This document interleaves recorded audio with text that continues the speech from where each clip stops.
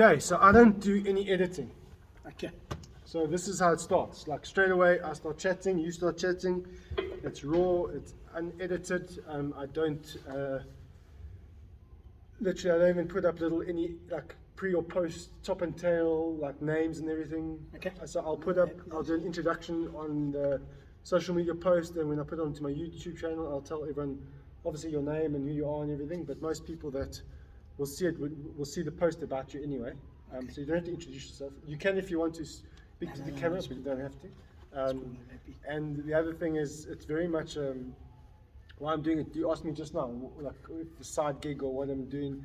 I got to about a year ago, and just was fascinated that I found myself sitting with this large network of people that I've worked with in schools, and I've always been interested in schools, and I just wanted to tell stories. I thought this was my chance to, in my own way. I'm by no means a professional podcaster. I hope maybe one day I'll learn from it, but this was just a fun thing I wanted to do, and I felt I knew enough really cool characters to get the ball rolling and then learn my trade in doing this. But I really have a soft spot for schools. I think I coming back from my time as a naughty kid in primary school and then finding my feet in high school here, obviously we at Northcliffe, and this was a very big part of my life change and the opportunities I got, probably more through rugby than school initially in the early days, and then eventually get into the senior side of school where you become somebody, and it was really cool. So for me, high school was a big part of my life, and since then I've always worked somehow, some way, had a link, whether it's coaching or marketing or communications or admissions of schools. I've always been involved in schools since then. So this was a way of me kind of giving back to schools, I suppose.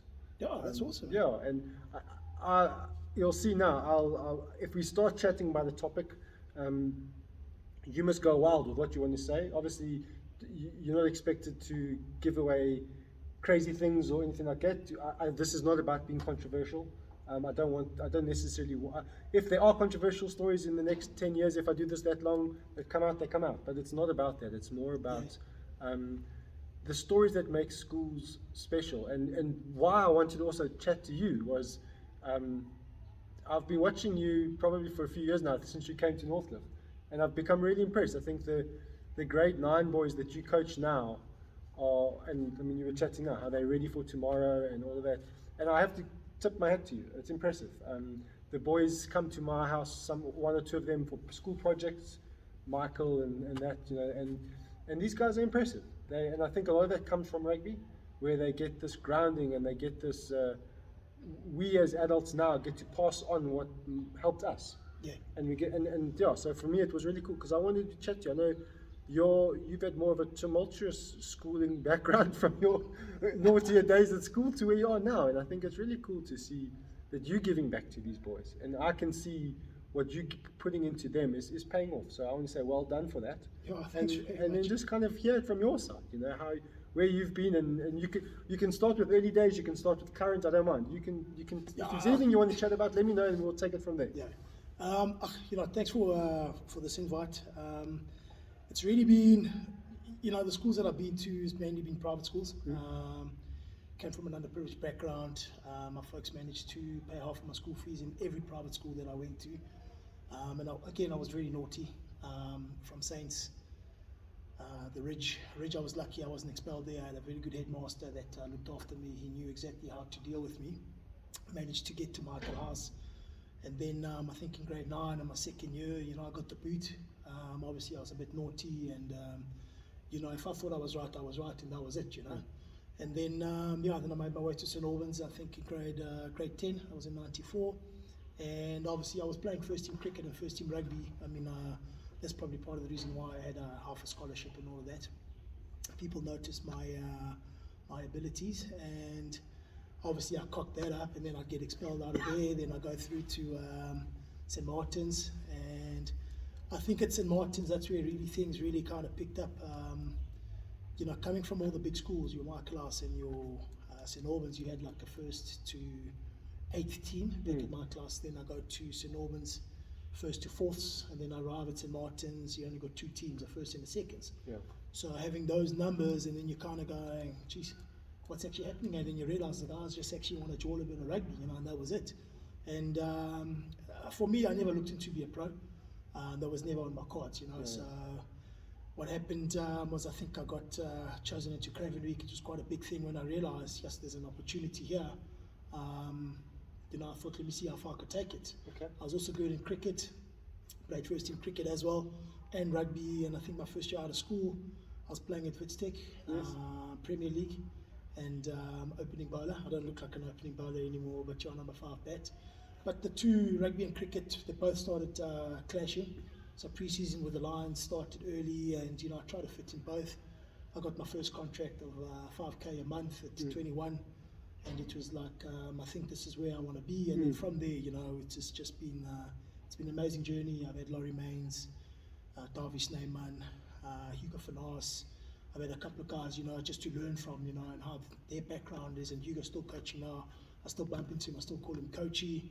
And just from moving on, and I had another guy as my mentor at Radial High School, the late Max Arnold. I think he's the oak that really took me under the wing and just got me involved in sport in school. And I became a phys ed teacher, and obviously studying what I needed to do, and just working with the first team rugby. Then came a sad part where I broke my leg. I was out of the scene for a while, and I won't get into too much politics of the Lions. I packed up my bags. I went overseas for 7 years, and I never looked back. I mean, the amount of mates I made there has been huge, and I can call anyone from any country. I've got a bed and a roof to go and sleep in, But just that journey going through and always being involved in schools. Then I came back. I think it was in 2007.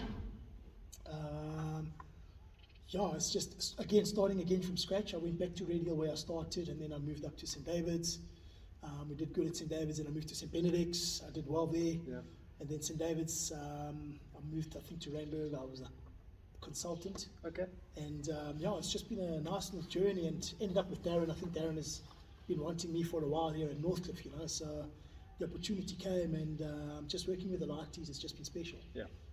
As you say, passing on the knowledge to the youngsters and show them what you do. Sometimes when they first see me, they think I'm a forward, and when I start running in the backs and showing them what, and then they kind of okay, skills. I believe this I played in the backs, which is quite cool. That's cool. Listen, you've got a good bunch of kids. They want to play. We try and turn them into good human beings. Through sport. And develop them and just show them what discipline is all about, what basically rugby is about, and the team sport and the whole dynamics that you know about is something special. And I've always also been involved in schools all my life.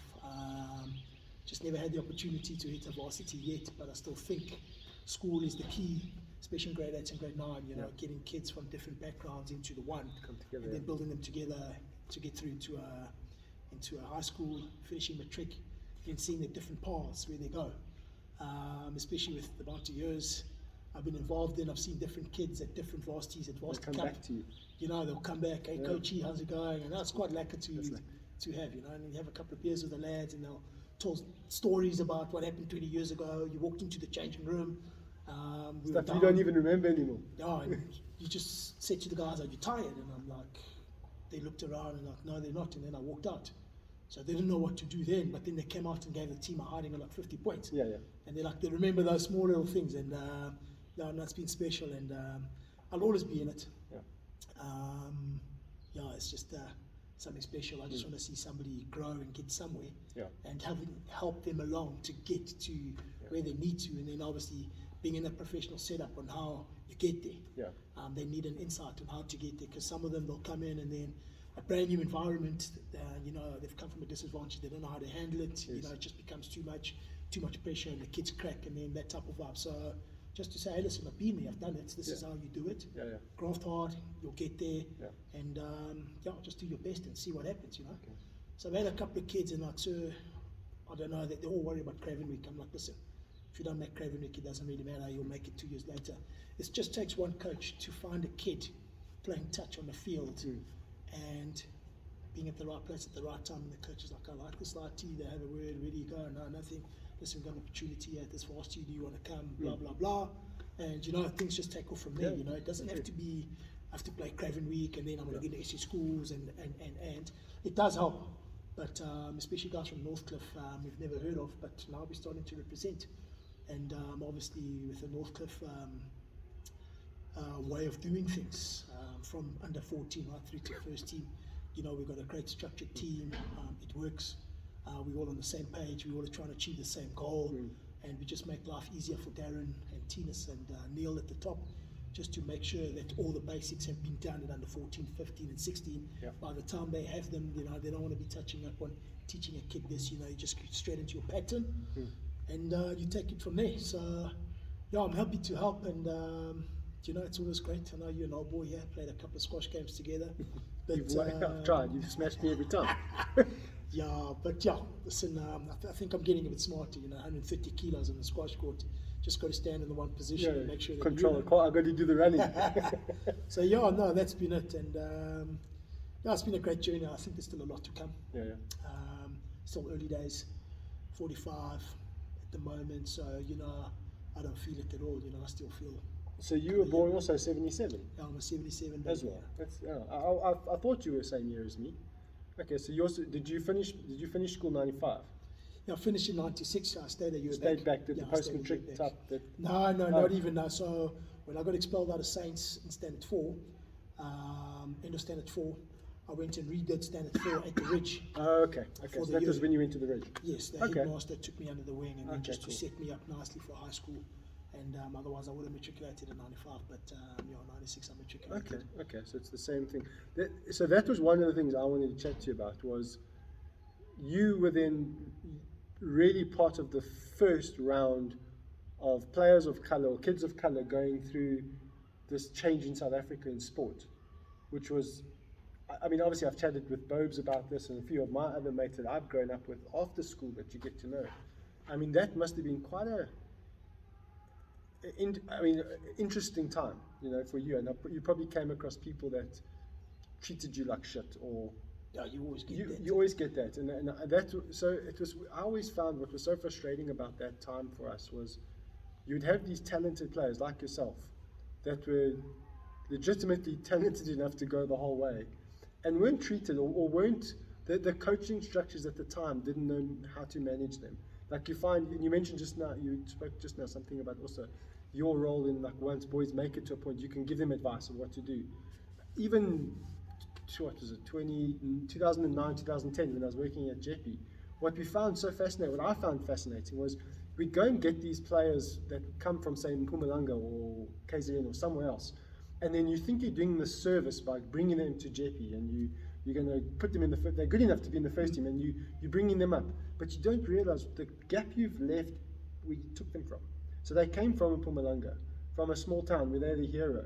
You bring them to a big school, and you've left. So what opened my mind to what was happening was, you'd get to the school holidays, and then the boys would come and say, "No, sir, I don't want to go home for the holidays. I'd rather stay here. Because when I go home, I'm not really welcome anymore at home. The guys I don't know how to deal with my friends anymore because I've been here." So they were almost isolated in the big city because they were new there. It's not their home, so they were in the hostels and it wasn't their home. And then they were almost didn't want to go home anymore because they felt isolated. They were almost left in this no man's land. And I've always wondered, I've chatted to Bobes about it and stuff, but what is your opinion on that? Because I found we were, as a country, particularly in rugby, maybe cricket as well, because you've played that, we made this mistake of trying to say, are we going to pull this player from here and that player of colour there and put them in here, and we're doing the right thing by giving them this amazing opportunity. Meanwhile, there was a whole bunch of other factors that we weren't even catering for them on, whether it was structure and discipline and whatever they needed to have place that we were taking them from. We were taking them out of something and not actually giving them the proper opportunity. And I've always felt, do you see the same thing, or am I being naive because I wasn't really part of it? No. You know what? You're on the right path. So, like for me, obviously from grade 1, from a disadvantaged background, I was in a private school the whole time. So I was used to that. By the time I got into high school, I was so used to it. It was like second nature. So where kids grow up in a disadvantaged area, and then they finish, let's say, your standard 5, I think, or grade 7. And then they get poached from that grounding, and then you bring them into a different grounding. This is like new to them, and what the kids aren't used to, the different people, the riches. You've got high class, low class, all in one school, and a Lati will arrive from, let's say, in Mpumalanga, he arrives at a flashy school, he sees a cell phone lying around, it's like back at home, that thing's got to go, I can make $50 off it. And some of them went wrong, and I'm not saying it was wrong or right, but I think the country was trying to do the right thing. Yeah, exactly. Yeah. In trying to educate. But I think just taking a guy, raw material, and just bringing it straight into, Thinking. fast processing it, you didn't really do good to that kid. Yeah, that's why I'm not saying, like, obviously use JP as the example because I was working at the time. So I'm not trying to say that the schools were doing anything wrong. I think everyone was trying to do the right thing. Yeah. And I think in the long run, we have done the right thing. Everyone's been making the effort. For me, it was just weird that in trying to do the right thing, there was oversights or things that we didn't see. We were so busy trying to do good here that we didn't realize what the gap that was being created there. And I think, and maybe even the boys couldn't, or even the girls who had been through the same thing, they probably didn't even know who to speak to or how to say it, because it was like, I've got this opportunity, my parents have told me I must respect this, the people that have given it to me, I must respect them, all this pressure. And then but then there's a whole layer of, we have it like, if you have a normal, like conversation with your kids around the dinner table, you don't have that when you sent to a boarding school from one province to another. It's a great opportunity, but you don't have that dinner table conversation with your parents. You've missed that, and so it was just a case of, again, I'm not blaming anyone, I'm not saying anything's right or wrong, I'm not saying there was a right way or a wrong way. I just feel that it was something that when you look hindsight, you look back at it and go, okay, going forward, we must take those learnings and make sure that when we do find another child who is from an area that might not have a big school, but they've got an opportunity and we can really use that talent somewhere. When we give them the program must include somehow, or is it a case of bringing their parents for weekends to be with them? Or I don't know. It's just ideas learnings that I've spotted. When you look at it, if you get a kid, like let's say Northcliffe was a boarding house school, you don't really want to go and recruit from the Eastern Cape or outside of the province, because now it becomes a bit of admin. That kid on half term, he needs to get back home. So there's either bus fare or there's an air ticket that he needs to get there. So somebody has to go and take them there. So to me, you got to get people around you within 2-3 hours away. And where you're right in coming in every weekend, the folks should be able to come and pick up their kid after a rugby match, take them away for the night, and then bring them back, or whatever, 2 nights. Bring them back on Monday mornings. I remember at the Ridge, our folks used to pick me up at school on a Saturday, and then on Monday morning bring me back. And then I'm there, so that type of vibe would have kind of helped, So you've kind of got your foot half in Soweto where you are, and then your foot is in half in Sandton or Westcliff, wherever you are, so you're kind of like you're in between, so you're still kind of enjoying the two lives. But once you're in Sandton full time, and then you're right, the Oaks in Soweto always look at me when I come back, and they're like, oh, look at you, you've dished us, you've gone to a private school, you're no longer part of us. You're no longer part of us, but luckily that hasn't happened to me. I've got my mates still. Spend a lot of time with them on a Sunday. We sit and chat and we talk rugby and what rugby has done for me. And they're actually like, shit, I wish I had that opportunity, to do that. But I say, listen, it's all about education. And right now, I think what Northcliffe has done right is, obviously, with myself being involved in life skills, there's 1 or 2 kids that I look after that have come from that different background, I can relate to them. They've got somebody who they can chat to, and especially if they're on the rugby field. And I won't mention names, but there was a kid 2 years ago that he was really in serious trouble, but would sit and chat. He played his rugby, he was a great player, and he just matured and understood. At least he had somebody, and again, I don't want to use colour, like he didn't have a white person to go and help him along because they wouldn't understand where he comes from. So with me, it was a bit easier. I could talk to them and they'll understand and respect. Okay, cool, this guy's been there, he's done it. Yeah, exactly. So maybe this is the right guy to chat to, And I think if every school probably did that and get a couple of mentors, girls and boys or whatever, and get them in, and then there's a specific role that they can do. Let's say a girls hockey, she's got a scholarship for tennis or whatever, and you get a mentor who's been in the professional era to like mentor those kids. I agree. So if the teachers have got a problem with that kid, they can always call and say, hey, listen, Sax, we got a bit of a problem. Can you come in an hour early today in the library, just go and have a chat? And that's what we were doing. When you end up, the kids' marks just get better. He understands what he needs to do. Yes, you've got to play a sport, you go home, you've got to do your homework. Yeah. If there's anything you don't understand, you got to either go and talk to whoever, your tutor head or myself or whatever. But I think most kids feel more comfortable around people who they can relate to.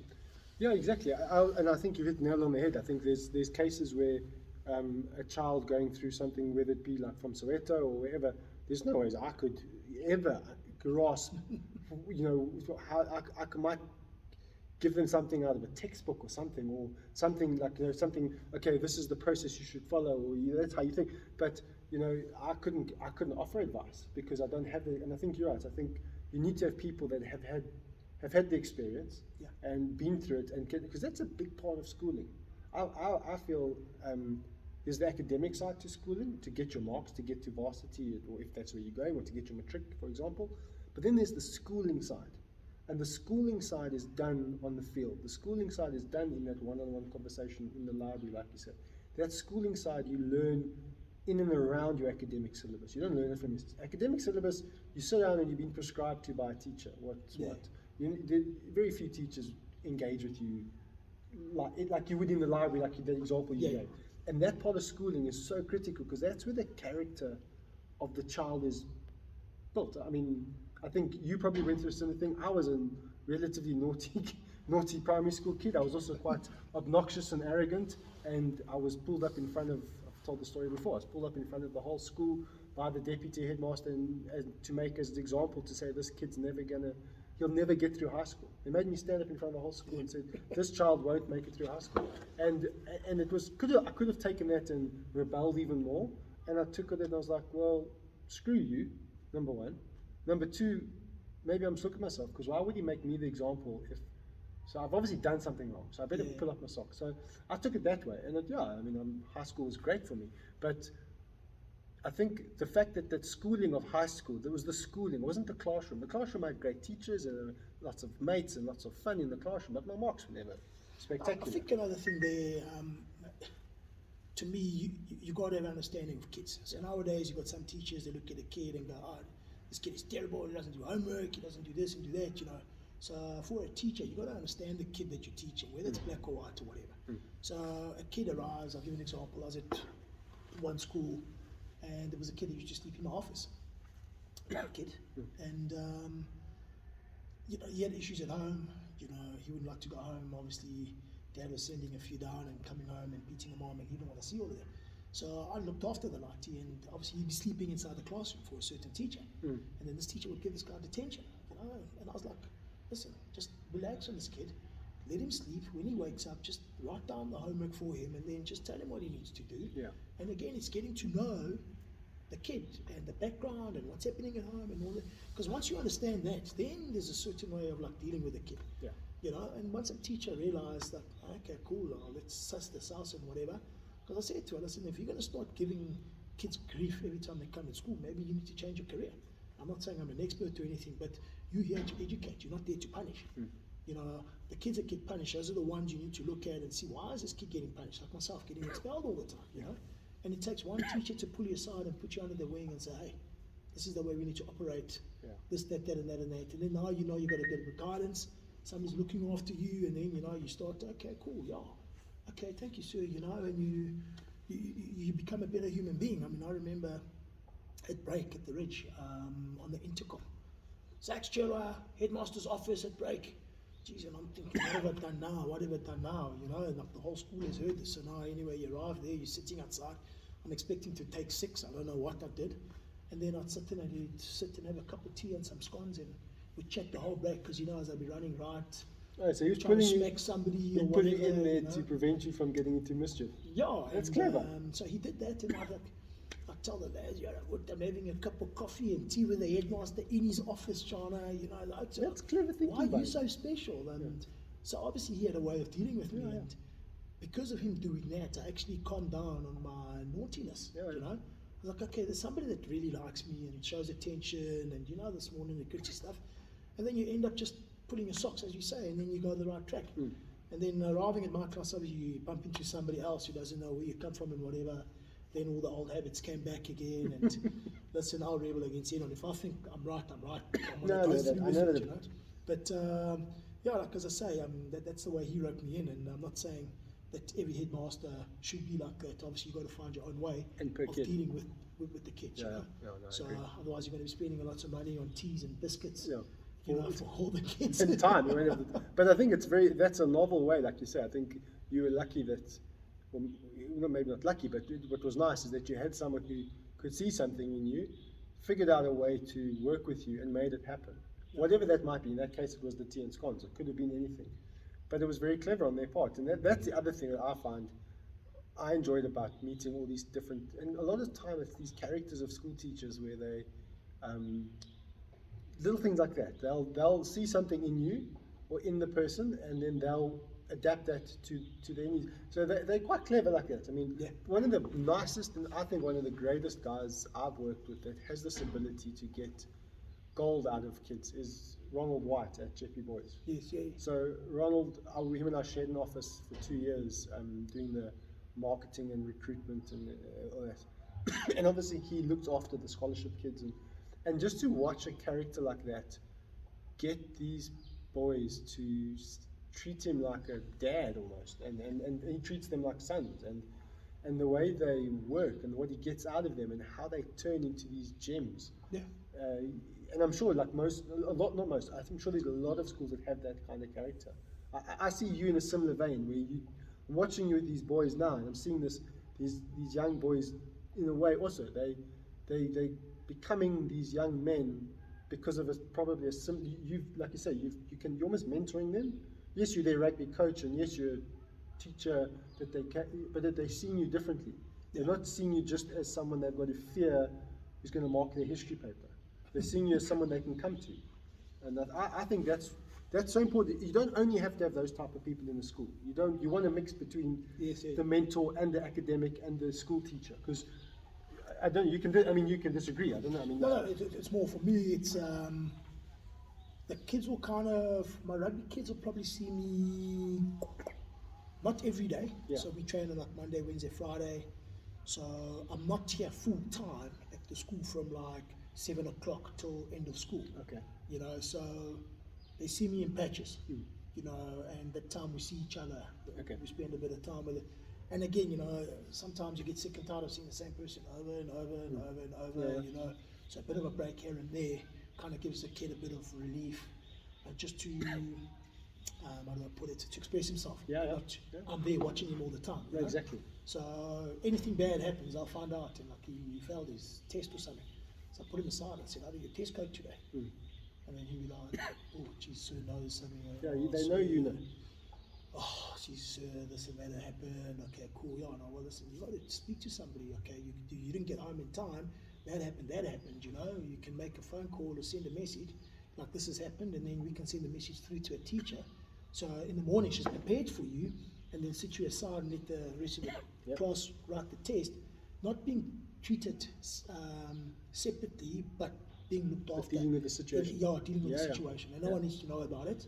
And then you write your test a bit later. You just get given a bit of extra time. Obviously, you write a different test because you know. I agree. Once I'm writing my test, I got all the answers, and I'm going to send it through to you who's absent. Send it to you, so when you write the test, you get 100 marks or whatever. You know, that's how we look after each other. But yeah, and I think that's probably the way that, as I say, people need to like look after each other. And I know people come in different backgrounds. You'll have like Afrikaans people, teachers in a different mentality, and nowadays this is how the country's running, you know. So you can't be in that old space because we're in the new space now, you know, and kids can pick that up from a teacher, you know, like, whoa, we got to watch out here, or whatever, you know. And if kids pick that up, then you lose that teacher gap gets is wider. that teacher's gonna have grief, you know. Yeah, so they'll use anything Yeah. to get at that teacher. Yeah, exactly. So and again, you just got to be. I mean, for me, you just got to be open. You got to love kids, and you know, you just got to show them the right way. And like you're talking with Ronald White, great oak. I got lots of time for him. That guy is just, you know, if we could have 100 million of those oaks, yes, I think we'd be in a better space I in agree. schools. You know what I mean? And not saying you won't have naughty kids, but you'll have one or two. You know? You got to test the waters. You want some naughtiness. But yeah, and I think it's probably the way that schools need to start looking at different mentors in school for different areas, you know. And I think your psychologists are still needed, but I think to me you just need like an all-round person that needs to understand your academics, your sport, and just everything in general, you know, so you can add your 50 cents worth in whatever, and not just come in, I'm just a psychologist and this is what I'm going to do, you know what I mean? Because kids feel a bit, oh, I'm seeing a psychologist, that means I'm in trouble, there's something wrong with me, you know? So getting an all-round person, you know, you can attack things on different angles. I agree. And you just got to make the kid feel a bit comfortable, and I think those are the secrets of a teacher that need to, you know, get hold of their kids. And I mean, the teachers that I've loved throughout school, just showing attention, you know, they'll come and watch a rugby match, first thing on a Saturday morning or Monday morning, they'll like come and pat you in the back and like, geez, that was a great try you scored, you know, yeah. And you walk around with your chest pumped up and you're like, yeah, ma'am came and watched my game. You know, you just know I'm going to give her extra attention in class. You know, I'm going to make sure, okay, I was getting 50%, I'm going to try and get my 52. With me, I'll just work for 50%, that's all I did. And, I was very lazy, but 50%, that was me. Once I get that, I'm happy. You know? But now I'm like, I've got kids that tell us, yeah, so I'm working on, my boy, you got to work more. Yeah. You better equip now to get more than 50, so we got to start working, you know, and you got to, and again, just mentor them and show them the right direction on how to go forward. Yeah, I think you hit the nail on the head there, where you, like, that example you gave of the teacher, then Monday they come and they say something to you, that fact that you were noticed, or that fact that someone just appreciated you for you, like they come and they say great child, they come and say great game, or whatever it might be. That's the small things. You don't have to reward kids with something all the time. Sometimes it's literally just as much as they see me. That teacher sees me. They sees me on the field, or they see me for who I am, or they see me for whatever it might be. I think that human touch is, and there's a lot of bad things happening in schools around South Africa at the moment, and frustrating things happening in schools around South Africa. And I just feel there's not enough of that human element. It's very much policies and procedures and all that, and I'm not one for that. It's just not in my nature. My nature, and maybe it's because I'm like you, I'm a coach. So as a coach, for me, I coach off the back of, yes, you want to have a structure to your coaching, you want to have a plan that you play, but you've got to have your plan on the one side, then you've got to go and take your players and go, okay, now, who's the best at what for my plan? Yes, I need a basic, if you take a rugby team, I need my basic team and my structure and my spine and my team, but you're going to have characters and players that, okay, that's the plan, that guy's actually better for that. Okay. So you start thinking on a human level, because you got to take your structure and say, the structure is one thing, but you can't ask for this structure if I don't have the players who can do it. So sometimes the structure has to change. You've got to work with what you have. Exactly, and I think you're right as well. I think the mentor concept of getting more mentors into schools that can help with this, and preferably sports coaches. Yeah, you talk about teachers, and when you say there's problems in South African schools, yes, there is, and again, it comes down to education. So again, not trying to be an expert or anything. So the way I look at it is the reason why there's problems in those schools. Firstly, there's no discipline, and people that take a short course of like 2 months and then they become a teacher, are they going to get a salary, and then they just come to the school for the salary? It's not for the kids. You know, you're coming in there for a different thing now. Now you're coming for a salary. You're not there to educate. So, you know, that's where the problems are going to start. You know, if you don't have a discipline and you don't have the right teachers to come in and teach, there's going to be a problem. I will challenge a teacher when I know that they know nothing. Yeah, you'll take them on. I will take them on the whole time. And when you know the teacher knows their stuff, then you back down a bit. Because you look like a fool. Yeah. So you get a coach who just comes in, he thumb sucks everything. Yeah, guys, do this, and I realize now. The suck doesn't really know what he's doing. I'm just going to coast along and stuff around. Because he comes and tells me what to do. I'm going to challenge him. Well, can you do it? You know, that type of vibe. And I know I've coached with you. We actually walk it through with the kids. You go to demo it. You show it to them live, and then they look and they, Jesus, actually, sir can do it. And then you do it. When you get the teachers, they'll bark orders. Hey, Yanni, hardloop, volleyball, da da da da da. And there's this big fat oak sitting there, and he's barking all the orders. So if that oak got off his ass and then did 1 or 2 things and run and do this, do that, just show the kids that you can do it, and then I think the kids will follow. Yeah. So and again, without the troubles that are happening at the certain schools, those teachers aren't leading by example. They're not leading from the front Sitting and in a showing. pedestal somewhere. Yeah, and when teachers you hear they don't come to school, you know, and kids are just given books and they read, and what do you expect? You know, so, and again, I think our teaching structures in South Africa, we're not up there, you know, and I think the standard has really dropped. I mean, obviously, you look at unemployment and people take the easiest route. Oh, there's a $2,000 to get a 2-month course and you can go be a teacher, you know, and, you know, It's not enough. you got to make a plan, you know. Yeah. To be teaching, you got to be involved in some sort of sporting or coaching or something that's involved with kids. Yeah. You know, you can't just walk in from the street and I'm going to go and teach kids. No, you're right. You shouldn't be doing it for a salary. You should be doing it as a calling. So, and I think, yeah, like as I say, geez, what's it? I've been around the block now, 27 years of coaching, and you know, running some phys ed. Like as you say, the sports side of things is like your discipline to life. Yeah. After school, Exactly. you know, you work together as a team. You're gonna Yeah, function. and it's not always the results. It's more okay. The results are great to get, and I think the results come off the back of discipline and working and teamwork and what you get done by a team. Your results will always come with that. It's the learnings in between that you and your coach learn together. I've always said I learn every team I've ever coached. I learn more about myself than me trying to teach to the. And I say that to the guys I coach. I'm like, I'm here to learn from you because I can learn so much about my weaknesses and my gaps. And when I went over to New Zealand to the rugby academy there for a while, that was one of the amazing things that they get right so well. That their coaching structures get so right is where their coaching style is question. Their coaching style is not prescription. The coach doesn't stand and prescribe down what to do. The coach asks the players for what they can do, and he asks of them. So he doesn't always ask a question and expecting an answer. He's asking of them to do something. Yeah. And that mentality of the coach is requiring me to do this. The coach is requiring me to fulfill this. The player is now not going, oh, the coach told me to do it. The coach asked me to fulfill the following. And then the coach at the same time has also been brought down to a level where the coach is now learning because he's asked a question and he could see that player couldn't fulfill that answer. So is there another one who can? And if you can't do that, what can you answer me with? And that way they start to realize, and they place the play. It's just this amazing way they put that puzzle together. And whereas Jake White also used to mention that we work more on the English in South Africa, we're very much a prescriptive model, where the coach has all the knowledge, and the coach will prescribe down to the players what they must do. And that's how our teaching structures work still.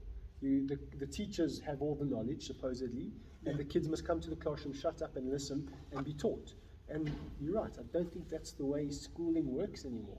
Schooling has to be far more incorporating everybody, but the other risk is you make little monsters, because kids are not stupid. If you let them run the place, they will run the place, and the teachers will lose all authority. And that's where discipline comes in. The discipline is critical. You can run that model of questioning and openness as long as there's a strong leadership and discipline. Then it works. If there's no strong leadership and no discipline, then you build monsters who will eat you up in 10 seconds. And we are not equipped, and we don't have the skills of these two little digits to keep up with them. I watch with my kids. And I think that's where we have to be so careful. And again, schools can lend on coaches and people like yourself who've been there and seen it and can give the advice and also have that link back to the kids that the teacher, from an academic teacher, probably doesn't have. It's scary. So yeah, it's interesting. Slightly off topic, not schooling, but you were saying the other day in the message you sent, obviously you have a history and working in the TV industry. I remember you used to be on a bit of Super Sport and SABC, I think it was. Yeah, I did Super Sport, and you know what, it was quite fun because that's my passion, you know, that's the stuff that I really want to do. And again, you know, I'm not going to touch on politics. I was told, I just came back in 2000. Darren Scott put me in touch with Super Sport, and I had a gig for the year, and which was great, you know. Working with the top blokes around and analysing, because me and analysing games, you know, that's me. You know, I'll sit and watch a video and I'll show it to the kids, and this, you got to do that, you got to do that. And then the following year you get told that, sorry, you didn't play Springbok, so we're not going to renew your contract. And I kind of like, it's something that I wanted to do. If like there's like this, and okay, cool, come around in the background, we will work with you to try and get you better. And again, this is where I find South Africa, they'll bring you in here and you don't fit in, then you go. So if you thought that I had the talent, why don't you stick around with that oak and then groom him, whether it takes 10 or 5 years or whatever. Yeah. But work with that, but don't just bring him in. Because and then, to paint a picture. Yeah, just to touch up on something else. So what happens is, let's say your JP, okay, brings in an oak from grade 8. So they look after him for 5 years, then he matriculates, and then after 5 years, then what? Yeah. So now the kid is like left back in the open again, now he doesn't know what the hell to do. Now for me, if you're going to do something like that, you want to invest in the Give kid. a pathway. So you want to take him in grade 8, you want to see him matriculate, you want to take him to varsity, you want to see him graduate, and that's when you lose him. After that, but not after matric, because that's the start. That's you've just got the starting blocks. And then now you drop him at the starting blocks, and most of them, they go nowhere. Yeah, I agree. And again, that's where I like. If you take on a kid, take him on. It's got to be an investment. Yeah. You're going to take on a kid. You're going to take him for the next 10 years. Yeah. So bring him in for 5 years of high school. Yeah. 5 years after high school, and then you want to see that kid grow. But even in that example you gave, you could even say to them, you could say, we're going to put you through our school, we're going to help you through varsity, but then your first few years, you've got to come back and give something back to the school. Come back as a coach. So it is a way of doing it, and I agree. I think, and that was kind of what I was kind of alluding to earlier, where you're putting these kids out of other provinces to come to the big city or the big school that we all think we have. And we do have great schools. I'm being a bit facetious with this. But yes, we do have big schools, but we think, okay, we're doing that child a favor by bringing them here.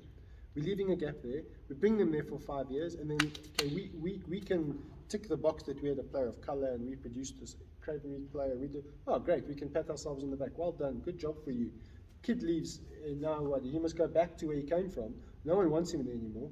He speaks a different language with a different accent now. After 5 years of going to some fancy school, he's used to living with Wi-Fi and everything all around him. Now he's going back to where he came from. He doesn't have that there. What does he do? What does she do? So I think that's where that frustration has to be fixed. And I agree. I think there has to be some kind of long-term investment plans. School, varsity, or school, some kind of short course, and then back into the school to give back. And again, you mentioned the same thing as well. You said unemployment is a problem. So then if unemployment is the problem, then let's find a way to create a pathway with these people that we're grooming. Let us get them back into an employed situation, which pays dividends back to us as an investment and an investment for them. I agree. I can't say it enough that we can't just paint pictures of, oh, I've ticked this box, I did this for that player, we've got this many players of colour through our school, we've done this, and this. Well done, great, good for you. It's a tick on a piece of paper. So it's not touching back up on the super sport gig. That's obviously something that I'm still interested in. Yeah. It's just, for me, just sitting in front of a screen and just watching. You reverse an angle, you watch guys off the ball, what they're doing, and that's my type of vibe. Yeah. And obviously it's a bit different on live TV. Everything's happening so quick. So obviously you learn, and I would have loved the opportunity for the guys to say, actually, you know what, there is a bit of talent here. Yeah. Let's hang on to you. We'll do an internship with you here. There's a Curry Cup game, or even Craven Week. Let's start you off there. Yeah. Just you work your way up, and then you do your types of lessons. You go through your speaking lessons or whatever, and that type of vibe. Then you can actually keep the oak interested. Because once they said, no, you didn't play Springboks, we can't. We're looking for something else. So then you kind of go, okay, cool. I have to play Springboks. Well, I'm not going to play Springboks. So I guess that job is out of it. So I'm not going to bother following through with that, And again, I think that's where sometimes people actually lose hope. You give them hope and they get them into a certain spot, and then you give them an excuse, and then they're kind of like, okay, so this will never ever happen for me again. So I think we just got to model that in a different way. If you see the talent, you got to stick your guns with it and invest, like as I say. Take time and getting the kid to be better. If he's really that bad, then just send him down into a lower level of, let's say, your Craven Week. At least you give him a gig for once a year, or Craven Week, to go and do whatever commentary there or whatever, and just get him to actually maybe go and do his own little like podcast. Him doing his own little thing, and getting together bits and pieces of videos and him talking about games, and then handing it into a super sport producer. And like, listen, I can work with this. Like, you know, maybe we can get him involved in the technical things of TV and all this. I'm telling you, these guys out there, but they just haven't been given the opportunity and they haven't been seen. So to find that model, I don't think it should be that difficult. You know, I think what they could actually do, I think which Supersport did when they started the one, not a Curry Cup. There was a guy, there was a league that they had, and they were looking for new commentary. So they went up for auditions and all of that type of stuff. Yeah, I remember. You know, so you got to, I think, get something like that, like auditions. So try and get all the talent in one pool, and then you can pick. And then those people that you think are those are the ones you need to invest in them. Yeah. So the ones that have been left out, you're still giving them hope, because you're seeing these people that have been picked, they're progressing, going somewhere else. Now you're giving those people hope. Yeah. Like, yes, this There's could a happen. path, there's a route. Let me stick to what I know, Yeah. and then I'll move forward with it. And I think, you know, they just dump. I mean, geez, I can't remember how many guys we had there. Probably about 200. And I think probably they took, I think it was 20. So the 180, you know, what do you do with 180? Surely there's something you can do with those oaks, get them better into different or whatever, you know. Do you think now that obviously the super schools and the apps and the digital streaming TV has taken off, and I think you're touching on something that's probably the answer, is now that there's this new medium, which obviously digital TV is out there, you could do stuff like that. I mean, Northcliffe streams some of their games, and schools are all streaming games, and those games just get streamed with no commentary. Yes, the one, I can't remember the name of the company, but I know SuperSport bought the rights of that. They do that Super Schools app now, and they have a lot of games on there. But I think there's so much content and so many people in school that you could go even wider than that. You could have, and I was watching WWE last night, the 128 channel, and it was fascinating. It was a really interesting show. My wife always teases me because I get stuck into the rest. I love it. But what was fascinating about last night's show was they told the story of when WWF, when WWE could no longer be called the WWF. I don't know if you remember. It used to be called World Wrestling Federation. Yes. It became World Wrestling Entertainment. And at the time, the WWF, the World Wildlife Fund, they got the rights, and it's WWF is for the wildlife. So they had to drop the F. And it was a huge thing for them, and they didn't know what they were going to do, and the company was tanking, and it was, I mean, that's mega millions of dollars. And they were so clever. Similar to what you were saying now, they had this talent pool that was almost too much, and they kept dropping off a whole bunch. They'd have so many, and only so many were kept, and the rest were there and then kicked out, and then kicked out. So what they realized is they were like, what we should do is call it WWE, so entertainment. So it's no longer just the wrestling, it's no longer a federation, it's an entertainment company. And what they did then is they split it into Raw and SmackDown. And they said, okay, now there's Raw and SmackDown. But then they said, okay, but it's got to be Raw versus SmackDown. So the two entities were new brands. The fighters never really fought against each other unless it's like a big WrestleMania or something like that. But what they do is the one is on a Monday and the one is on a Wednesday. So they doubled their market share by having two entities within one that now were competing with each other. And they showed the video of where Vince McMahon, who's the owner of it, very clever oak, he went and he said to them, okay, I've got rid of these guys that have gone out. I'm now putting the ball in your court. You guys are the talent pool. You now have to tell me who's the best of the best, who wants it, who wants the top run. And he let them, and those wrestlers, because they're entertainers. Yes, they're talented sportsmen, but they're actually entertainers. They want to be the number one because that's where all the money is. So he literally took all the pressure, all this brand pressure on him, and he passed it on to the athletes, and they took it over. And now you've got two entities that are globally recognized. You still got the WWE, but he took all the pressure of the F. They even had the shirts, get the F out, which was very clever to get the F out. Like, it was so clever. And I was watching the show and I was thinking, that's bright. That's so clever. We sit in a country with such a similar problem where we have this immense talent pool and it bottlenecks in certain areas. So the rugby, it's like you have to go to these schools if you want to make it. You don't have to. You just don't have to anymore, because now these schools have got their own TV channels. These schools have got their own, government schools have got astroturfs. I mean, who in 20 years ago would have thought of that? Like that more government schools have got astroturfs than private schools. Things have changed. Yeah. Now, why are we not? Why is no one sitting there going, okay, let's take the talent pool and do this and this and play the game and fix it so that everyone has got more of a chance.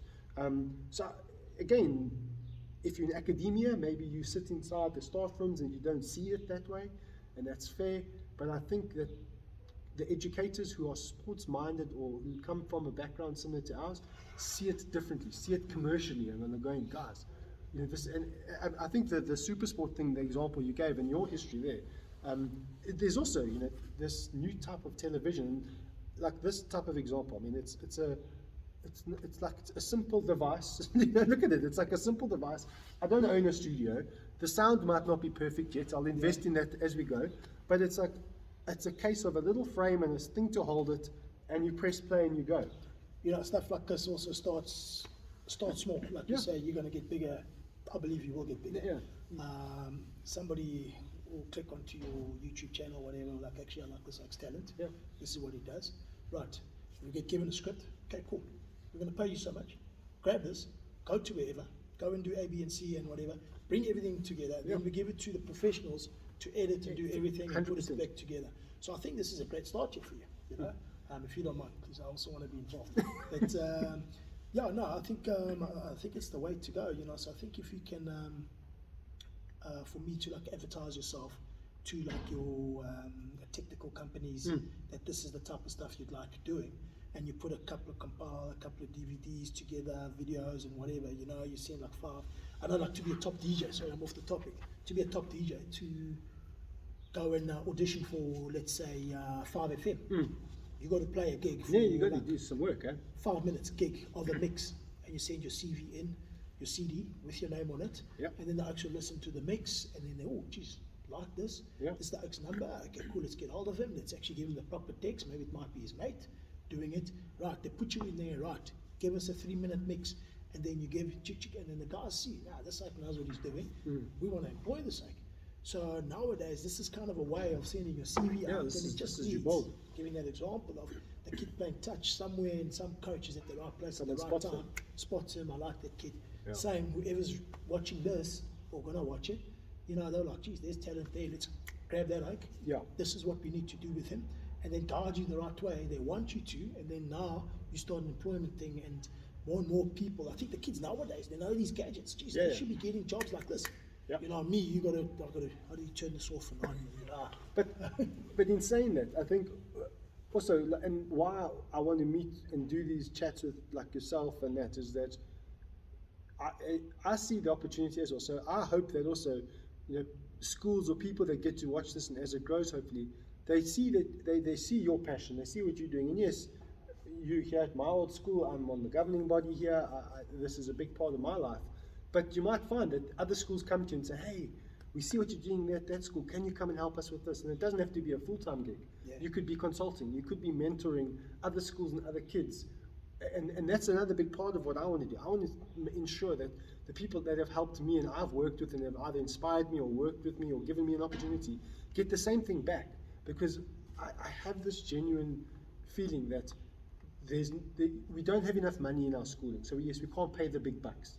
We should, I believe we should. I think teachers and people working in schools should get paid good money because they hold the future generation in their hands. So they should be earning more. But if the case is they're not right now, we probably don't have the money. Okay, so that we can't fight that fight. What we can do is we can say, okay, so we have this talent pool of educators and mentors. How else can they earn money while they're still doing this for one place? And they want to help. They want your help. They've got time. They've got energy. They can help others. How do we do that? Because this idea of monopolizing. So yes, you coach at Northcliffe. You can only be at Northcliffe, or you coach at Michaelhouse or JP. You can only do this for JP. You can't do this for anyone else. You are ours. I don't think those days are around anymore. I learned that in New Zealand as well. What blew my mind about their rugby coaching when I was there was their willingness to share. They share information. They share it to their opposition. We sat in a lecture with North Harbour. We're playing Wellington on the Saturday, and we were at the academy. And we had Ian Jones, who was coaching North Harbour, and he's a North Harbour old boy. And I think it was Andre Bell, who was coaching the backs of Wellington Lions. And they were playing each other on the Saturday. We did a backline course, and then we were doing the forwards thereafter, the forward play. And Ian Jones was sitting in the back of the lecture theatre that Andre was giving us the lesson in. And we were all the South African guys. We're like, He was showing the plays that he's going to do on the weekend, and we're like, your opposition is in the backyard. Shh. And he's like, no, buddies, we don't work like that here. He can know everything I'm going to do, and I'll know everything he's going to do. It's who does it better on the day, and who gets their boys and their players to execute the right thing at the right time. He's going to see all our stuff. He's not going to know what we're going to do, though. He doesn't know which one you're picking. You're right about that. And then again, like on the coaching front, you're not actually educating anyone. Yeah. So as you said earlier, you're holding everything here and then just giving bits and pieces. So as you say, in New Zealand, that's where everyone's on the same page. Like, you want to come and coach, you're welcome, come. Yeah. Here you go. Here we go. We'll give you a team. You go do your course. Here you go. They don't block you to. Yeah. If you want to coach, I'm still trying to do a level 3. Yeah. I've been waiting 10 years. Yeah. I've got to coach a Curry Cup, or I've got to be invited. Yeah. So now you're sitting going, geez, when am I going to coach Curry Cup? The For barriers starters? to entry are crazy. Okay, yeah. So to me in New Zealand, like, we see you've done level 2. Geez, do you want to do a level 3? Oh, you're welcome. We're going to have a course on Give you a such and chance to such a do it, day. Here you go. Let's go. Let's get it done. So I find here we do different things. And certain people hold stuff, they want to keep it to themselves. They don't want to share. And I think if you share everything, everyone will be successful. Yes. In everything. So we're all trying to achieve the same goal. Is no, you and I, we're going to hold this back from those two coaches. No, we want to be the best coaches. Yeah, no. So we got to show everyone like what New Zealand are doing. There's an open playbook, guys. This is what we do. This is how we do it. Da da da da da. And everyone's on the same page. So in New Zealand, all they work for, all their coaches, from club, they're working towards the New Zealand. It's New Zealand at the top. No one's fighting against each other. You coaching the Bulls, I'm coaching the Sharks. I want to win the Curry Cup, and then I'm the best coach in the province. I should be the Springbok coach. That's how it used to go back then. So then I take half my Sharks oaks, and then I don't know anything about the Bulls oaks. Then I've got to try and mix and match them with me, and that's why I don't. It works every now and then. When it does work, it's great because you've got talent. It's so funny you saying this. It was so weird because I remember them using the example of Ma'ononu, and he was playing at the Blues, and they were doing terrible at the time. And they were like, how can you pick this guy for the All Blacks? They didn't even come in the top 8 of the Super Rugby, and blah blah blah. And it's like, no guys, you're missing the point. They have a structure. They pick the player based on who can execute the structure for the All Blacks the best. They can see what he can do. Yes, his team's not doing well, and he might not even be having a good season. He might not be even in good form. But when he puts that black jersey on, that's a different ball. And he's got these 2 players. He's got outside him, what is his name? Conrad outside him. Conrad Smith outside him. He's got Dan Carter inside him. They know what he knows what he has to do to make. They're going to make him look better, and he's going to make him look better. So together they look immense. When he's not with him, and he's in his own club side or his province side or his whatever it might be, his franchise, he's not doing the same thing. But we know what he can do. Whereas our system is like the best player on form must be chosen. Yeah. Like, you could have like Elton Jantjies versus Andre Pollard. And it's like, we have to pick him. He said that's such a good season. He's got to be the number 10. It's like, no guys, no, we've got to pick him. We need this player of colour. No guys, you're missing the point. I think Rossi has got that right. He has. By sitting down all the union coaches and saying, guys, this is what we need to do. We do it together. Yeah, and this is the structure we will. You guys need to help me pick your players by doing this. Yeah. So this is the Springbok structure. We're going to do A, B, and C. Yep. If you guys don't do A, B, and C, I can't pick any of your players to fit into there because they don't understand. Not doing A, B, and C. So now it's going to be up to the coaches of each union. Yeah. Do you want your players to represent the box? Yes, I do. Yeah. Okay, Rossi, what do you want me to do? Ding, ding, ding, ding, ding, ding, jot everything down. Yep. Go to training, boys. This is how we're going to ruck. This is how we're going to do lineouts. This is how we're going to run plays in the backs. And then you're good. So when you move into the camp, you know exactly what's expected. Correct. You arrive there, you know what's happening. Yeah. You know, and it just makes life easy for him. So you can, okay, geez, I've got 12 guys. Who do I choose here? It just makes, okay, this guy can execute it better than everyone else. And based on the opposition you're playing. Yeah, this is who we want to use. Yeah, you're right. He was so clever with the Lions tour last year, where at the last test, and they saw that old, the fly-off's name from Scotland, he was coming into play. Gone blank on the name. Oh, Finn Russell. Finn Russell was coming in. And he's an amazing enigma of a player. If he played in the second test, I think he'd have been in trouble. Yeah. But again, the way of coaches choosing their oaks. Obviously, sorry to cut you short. You've got a British Irish Lions. You've got 4 nations together. It's hard. You've got to try and pick. So there you're picking your best. You've got to try and pick your two best in prop, your two best in hooker, and so there's your squad of 30. And then, okay, maybe a couple of guys that can cover have a good two, three positions here and there. Yeah. And but again, you can't have the same structure in the No, northern the time. hemisphere. Yeah, exactly. So that's different. But And what was fascinating for me, going back to what you were saying about Rassie, was that when we played that last test match, then they put Alton and for the entire week as the opposition fly half against everything they ran. They put him because he plays the same style as Finn Russell. So the whole time they were training, they were basically training against the demo of what they were coming up against in that last test. And it was so clever because we nullified him in that last game. And they even said in the post-match, they said the reason why we were able to do it is, I remember when they thanked the team for winning that test match, Rassie said the most important player who won us this game this week was Elton Yankee. And they were like, he didn't even play in your squad. They said, no, he didn't. It's the things he did. It's the things he did in the preparation, building up to this test. What he did off the field and how he played, what we asked him to do in the games that we were playing, the structures we were setting up to beat the Lions, he did everything we asked him to do to mimic Finn Russell. And so when Finn Russell came in and he was going to be the saving grace in that last test, and he was nowhere, which was odd because he's flipping talented, and they were like, how did we nullify him? Because Alton read him like a book, played him as if he was him that whole week, and we got to play. We practiced against Finn Russell for a week, and it was like, well done, guys. That's really Rassie's smart, and I think he tells his own players, you need to go and look at your opposite number. Like Elton will go and look at Finn Russell, you look at Smith, I think he plays for Harlequins, decent 10, Farrell, you need to go and study that. This is his homework. So your homework for today, you've got to go and study those three players, and you've got to be able to give me a Farrell on the field, you've got to give me that person and that person against us. So right, 5 minutes in, okay, we want Farrell on the field now. Okay, cool, now you've got to play like Farrell. So now the Oaks can start adjusting to what that Oak does. You know? It's very clever. He likes his cross kicks, he likes this, and all of that type of stuff. So then, as you say, so you're practicing against the mimic. When it comes to actual right situation coming in there, you know what you're doing, we know what you do, we're going to shut you down. Exactly. That's it. No, I agree.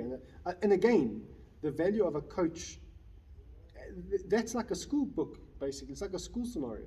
You have a guy who's a very intelligent, very innovative thinker that is able to get the most out of players that their provinces who are with them far more of the time can't get out of them.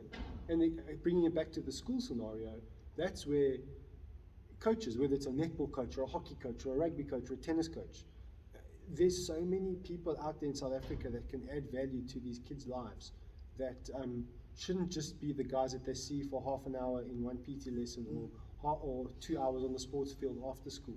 We've got to get them into their lives more because they're phenomenally important to the future of South Africa through our youth. It's the people that the kids actually look up to the most. And I mean, you do get great school teachers. Like you said, you had your headmaster with the T. We had some amazing teachers here that were superb characters. Again, I'll give you two examples. Again, we touched up on it. You got to have the person who's been there, who's done it, at a school environment. Great. Whether it's myself, Darren, or Neil, or whoever it is, you got to get somebody who's been there to do it and then pass the knowledge on.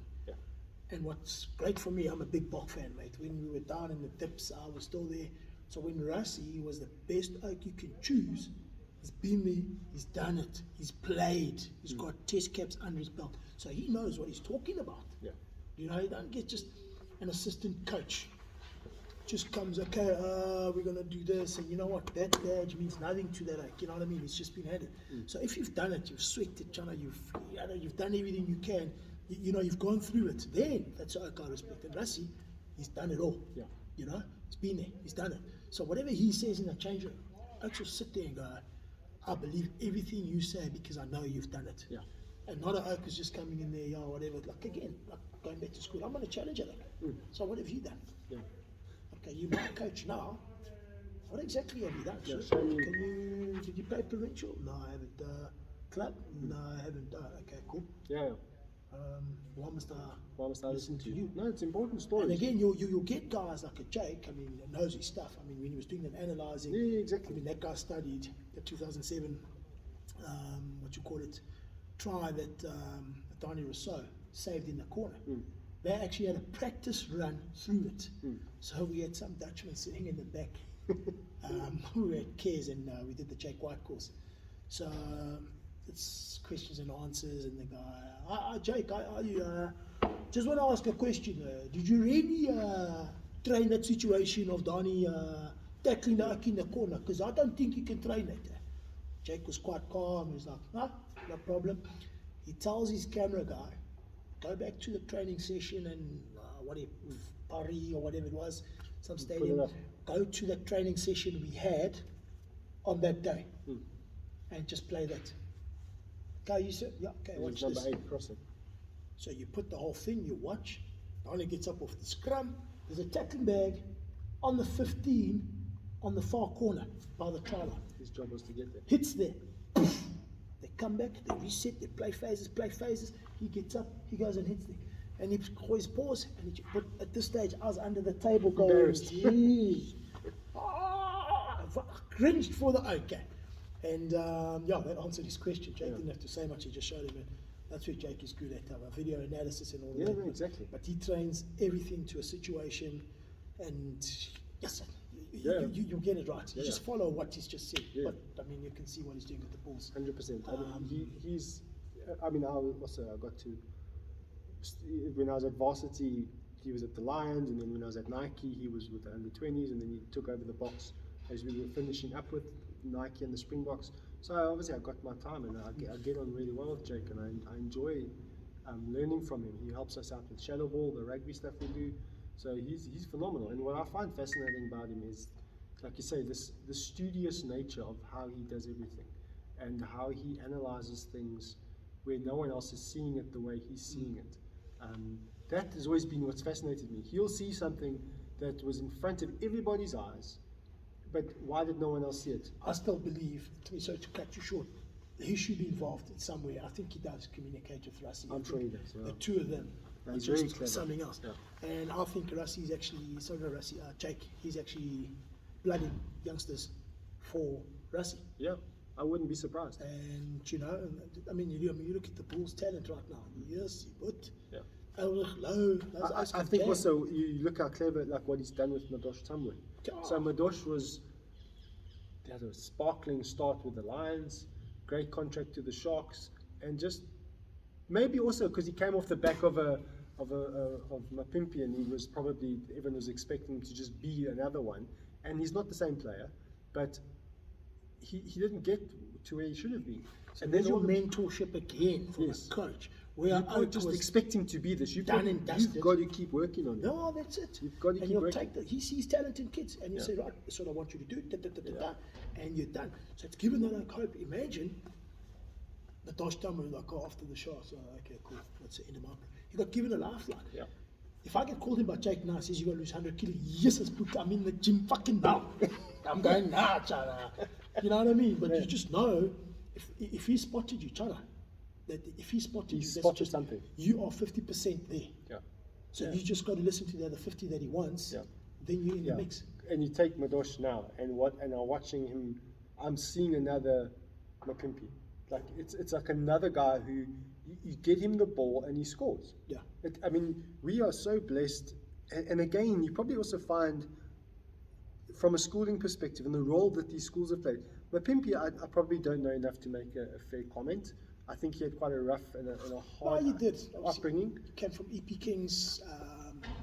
So schooling, I think, was Yeah, schooling was schooling, tough. yeah. But then you look at so you take Lucanio you take Madosh. Madosh was a Parktown boy. You know, these guys went through, and I know the school structure and the structures in the Eastern Cape with rugby is big. I mean, it's massive there. So you know that these guys are going to get a proper rugby experience from school. So when they come to this level, it can't be that hard for a good coach like a Jake or a Rassie or any of these other top coaches we had to let them go, okay, we know they've had that grounding. Let's go further. What do we keep doing? We can't just, we can't pull them in and say, okay, like you mentioned earlier. So you got a guy who's now played for the Lions for a bit, then he goes to the Sharks. He doesn't really get into the structure there properly.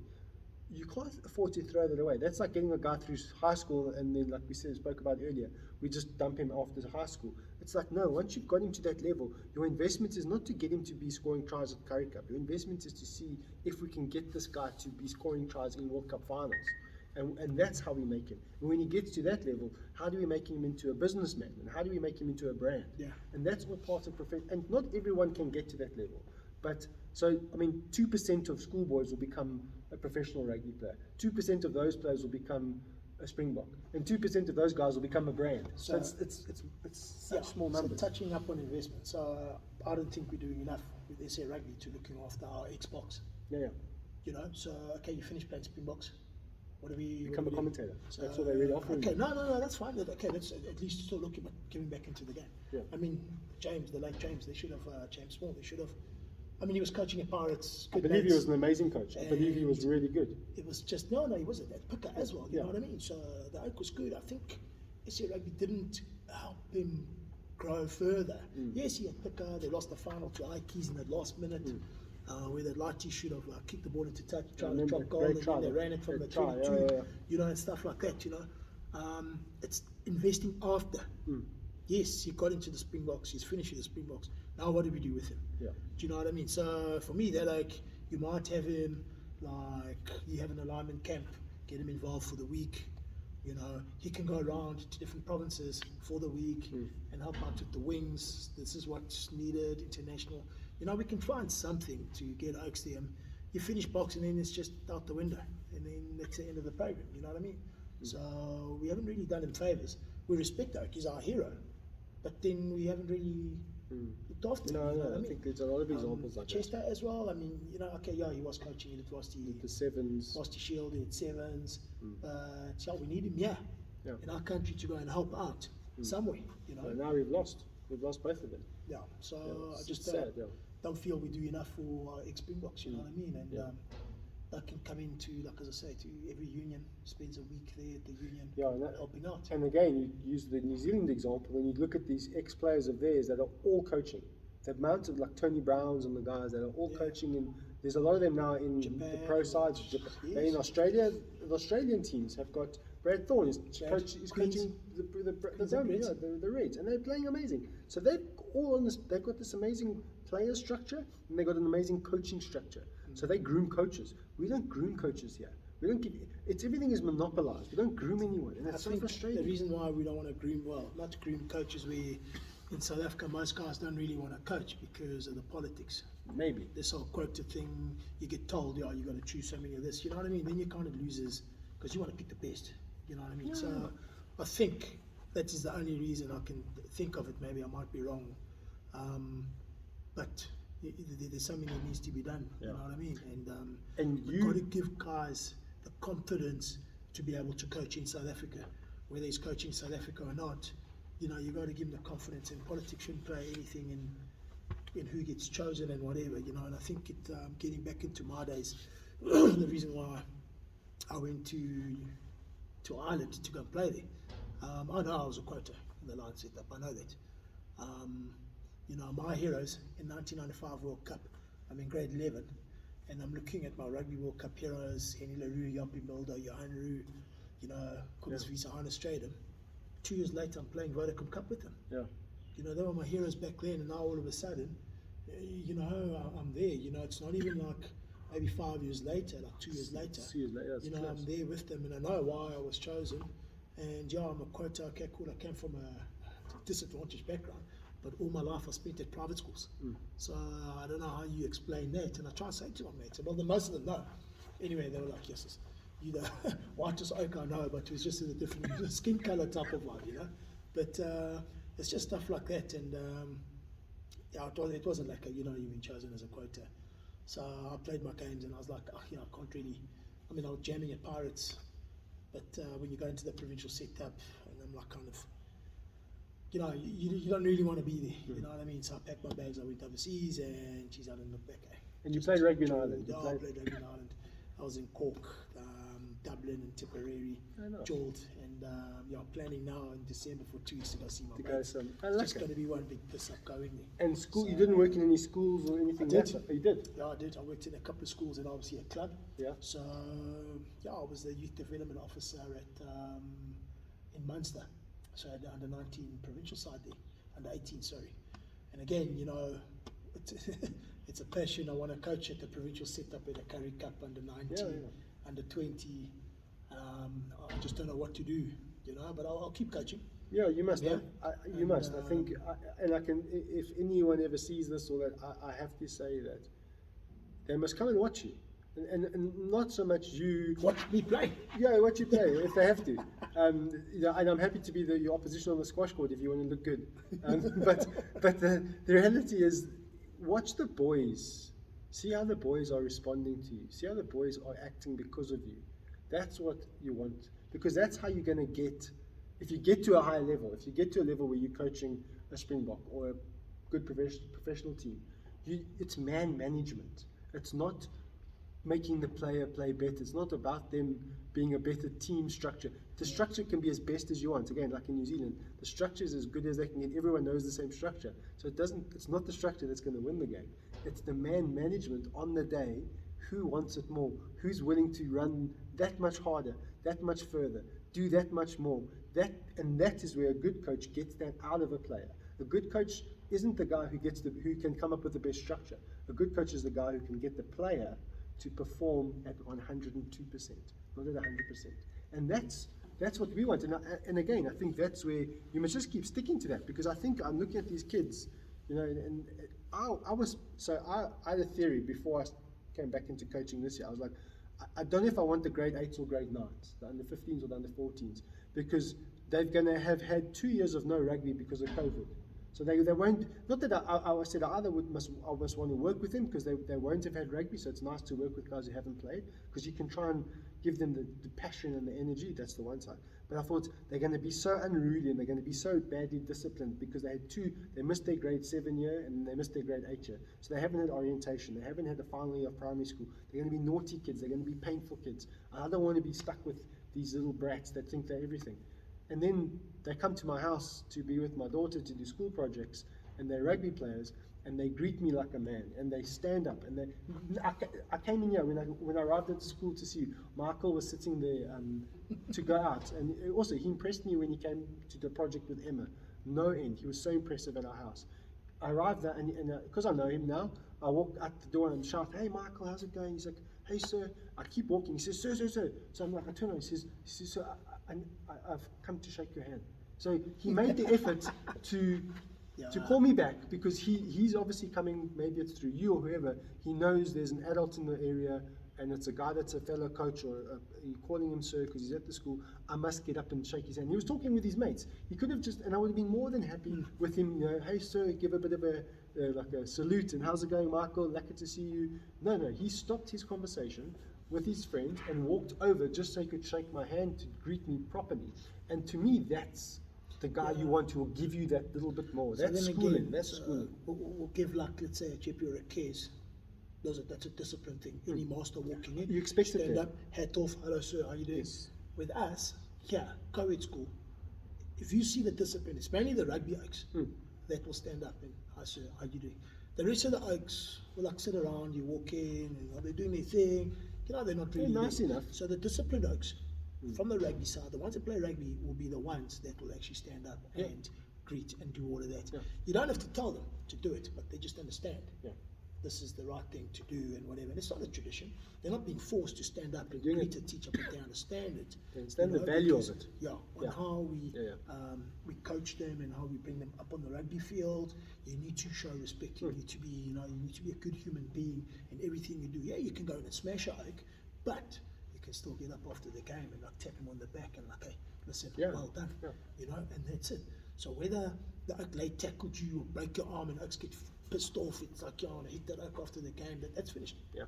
So your damage is done on the field, and afterwards, Have it's a having beer, beer, yeah, and exactly. then you walk off, and that's it. So that's how we're trying to. No, it's you the know, best way to do it. And I look at these boys and I'm like, okay, the lesson that they're getting now, and again, maybe that is also part of the investment you were speaking about earlier.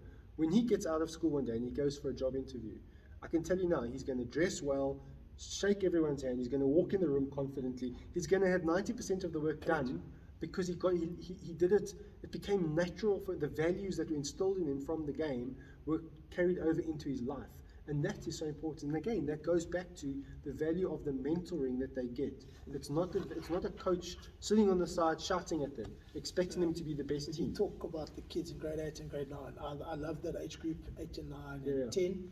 I've done first teams First team, sometimes they think they know everything and whatever, but Yeah, you yeah. come up with them, that it can work for you. And again, there's an advantage of growing with the team from under 14 right through to first team. There's an advantage, disadvantage. A disadvantage is that you might be growing old on them. You know, they know exactly what you're going to say. You know, you can't motivate them anymore. Yeah. You know, and then the advantage on that, they still know who you are and what you like. Yeah. You know, and that type of stuff. But what we have here is a good coaching structure, as you know, from grade 8 to grade 12. Yeah. So we'll get guys in grade 8 that will only deal with under 14s only. Yeah. Then when they finish, then they come to me at under 15. Then when they finish, they come to you at under 16. When they finish, then they go up to Darren and Neil in opens. So now you've had 4 coaches in your high school career. You've got to pick up something from each coach, Each character. to make it better. Yeah. So sometimes having one coach throughout, you won't really learn much unless he's like superhuman. You knows learn at the everything. beginning and then it just stays. You don't learn new. Now you go stagnant, right? Yeah. So each year, I think kids are growing, getting better, Yeah. and I think that's why, as a school, our model is actually working for us. You know, I know most schools also do the same thing, and they're just getting different people, you know, to move up. And I think it's the right way to go. And maybe some schools just have that one coach, and if I listened to one coach all my life, I'd give up, man. I'm like that. So you want to learn new stuff from people all the time. I find you want to find new people teaching you new things. You can learn new stuff from the same people. I'm not saying you can't, but the way you learn it from people is also really important. This learning to respect a new character, learning to respect the person for what they bring into the table is also part and parcel of that. So I agree with you. You don't want to be with the same coach all the time. Maybe one of the coaches should go with you, or one of the group should be together at times. It can be good still, but I think the value of having to start from scratch every year, realize, okay, they're the same, they have the same values, they're doing the same structure, but they're bringing it in a new way, they're telling me new things, they've taught me something new. It's nice. It's a great way to do it. So again, going back on the disadvantage of it, you can get a coach who looks at a kid in a different way. So I look at a fluff in a different way, you look at a fluff. So if I had to choose somebody, you and I won't choose the same oak, because he's got a different role for you to do. Yeah. But it's the same fly half, but I got a different fly half to do a different role. You know, and I say to people, hey, we choose a Springbok team. It'll never be the same. Yeah. Because you got your structure and what you want to do. Most guys will pick just the best players. And then I'm going, okay, cool, what pattern you play? You picked a player who can't play that pattern. Yeah. So for your pattern, you got to pick who you want, and that's why we always will sit and say, okay, so like for when the Springboks get chosen now, so we got a group of mates, we will do a list of 23 players, but the starting 15 have to be exactly the same, and then your subs. Okay. So then when they announce it, you see the amount of players you got right. So you win like the bucket of money or whatever the case might be. That's quite okay. And again, you never, I mean, all of us, you might choose 5 or 6 positions of the same, Yes. but then the rest is different oaks, Yeah. you know. But now with Russie, it should be more kind of similar. We kind of know more or less who he's going to be picking and you know? So it just makes life a bit easier. But getting back to my point is that at under 14, you'll get that coach who loves this kid in this position, you know. He comes to private lessons, and that oak is always in the team, and he's dog shit. Yeah. You know, next year he comes into your setup, and I look at this oak, I'm like, yes, this oak is cock. Right, no, out the way. Right, you over here, my boy, run a 10 for me, and he does something different. Then the other coach are looking like, Jesus, he's chosen somebody else. So I never saw that. But what he saw is the pocket in the money, that extra whatever. If you know what I mean. I'm not saying everyone does it, but sometimes it does. Yeah. It does happen. And then when I finish with them at under 16, under 15, they come to you. So, and then you choose a different fly half. So we've had 3 different flies in 3 years. It's not a bad thing. You know what I mean? So now you've given, those kids have had the opportunity to play a fly half. Yeah. So now it's up to Darren and Neil to choose out of the 3. But they've got 3 who they options like. rather than 1. Correct. So you keep the same oak, the Yeah. same oak, the same oak. Fair enough, yeah. He comes up at the top. It's not the oak you want. Yeah, You know, the guys exactly. mature in different stages. Yeah, that's also key. You know, Growth so and you'll get an maturity. Oakus dog shit at under 14, under 15. He's now moved up into like the B team, under 16, he's like in the B team, he's like benching for the A's, Yeah. and then he comes into grade blossoms. 11, he's shot up, and now like he's walking to the first team, and everyone's going, wow, Yeah. where did Didn't this see guy that come from? coming. Yeah, Why exactly. didn't we see this in under 14? Yeah. But again, It wasn't there in they under mature 14. in different stages. Yeah. And again, I think that's where the coach will come in. So there's certain ways of speaking to certain kids. Yeah. You know how to get them. So you'll get that. It's like kind of holding to himself and whatever. Yeah, yeah. That's like you don't cuck out in front of everyone. No, no, you pull him aside. "Hello, my boy, Yeah, yeah. how's it going? Yeah, yeah, you're right. let's go." Then the other one, like you, I would have like, come here. You are, what are you? I want to fucking knock you. What you? And you know, I know you're going to react. Like, oh, sure, okay, cool, I'll react. But you do that to somebody else, and you've lost that kid. Exactly. Yeah. He's going to, you know. Yeah, fade away. Yeah. And again, it's understanding on like on the teaching or the coaching, knowing how to speak to How to the manage the certain kids. No, you're right. And I mean, we've been going now for what's it? Hour and 25. We'll call it soon. But what's your? I mean, so say. I think you've also had the advantage, like you said, when you were at schools that you're at, North Ridge, Michaelis, St. Stithians, St. Martin's, St. Albans. Do you see your future, what you're doing now, mixing with commentary, mixing with, or do you want to stick to one thing, or do you want to try and use your history and your experience of having this wide knowledge across different schools? Where do you see yourself going? Yeah, listen, I'll always be, North Clifford will always be my number one. Help out as much as I can. Obviously, I'd like to consult if I can outside on the life skills program, you know, looking after certain kids that we spoke about. Yes. And yeah, commentary, obviously, it's that's probably my number one on the list. I haven't really done much about it, obviously. Haven't played Springbok, so as I said, I've pushed that out the window. No, you mustn't. Yeah, but like as I say, if you and I kick this off, and then we can do our own little gig or whatever, you know. Yeah. There's opportunities there, and yeah, I'll still be involved in the game, in the commentary, and I think I'd be lost if I wasn't around the school coaching. You know, this has been my life for the last And there's opportunities everywhere. 27 years. Yeah, You and know? there's always a new talent pool coming in, Yeah, which is so- really, that's what I find, that's what makes schools so These cool. lighties keep me young, and I was like, you know, when I run and I play a bit of touch with them, and I show them how it's done, they're like, yo, sir, okay, cool, I get it now. Yeah. You know, so showing them how it's done.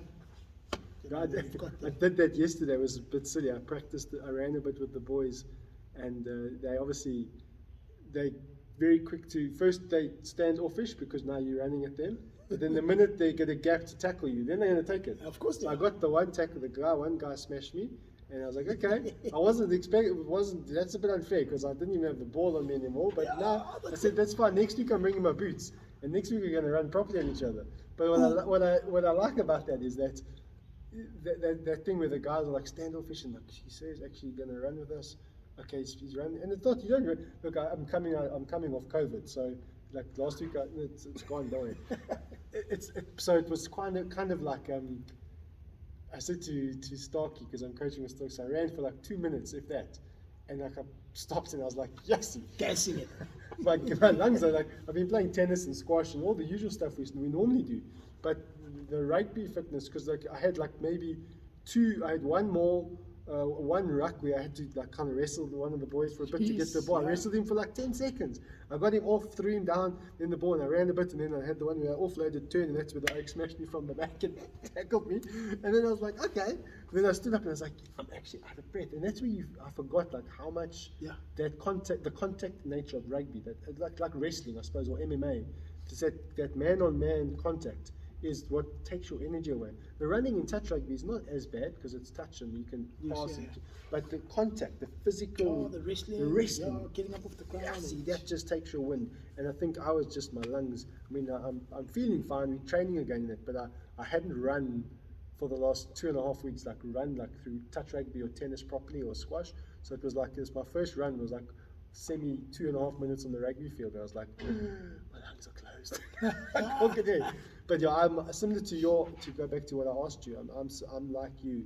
I think I'll always have some kind of a role in a school somewhere in my blood, and I think it's important that we do. I think as men in South Africa, as South African men, the more we can help the next generation, and we'll probably get to an age where we're too old or we are insignificant, a bit insignificant. Think about that later. Yeah, but I'll worry when I'm about on that later. crutches, then maybe Yeah, I'll yeah, stop, but I'll still be on the side of the field. Yeah, yeah, Come on, yeah, come on. exactly. I'll be the same. You know, I'll always be the same as you. I think it was too much. I think we were very lucky in that we came through a time in South Africa's history where the role of a school and the opportunities we got, there were enough of us who realized how important that is to our country.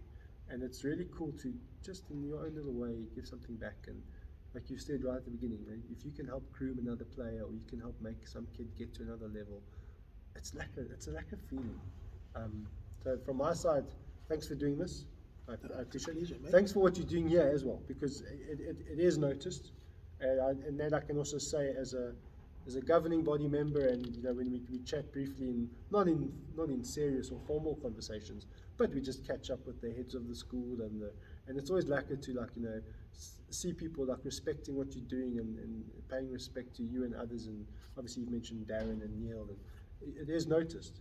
As a parent of the school, I also appreciate it because I think it's important that there's characters like you that are bringing the discipline. Not many schools have the same focus on discipline in the same type of way discipline I believe should be done, and I think that's why the school is currently in a great place.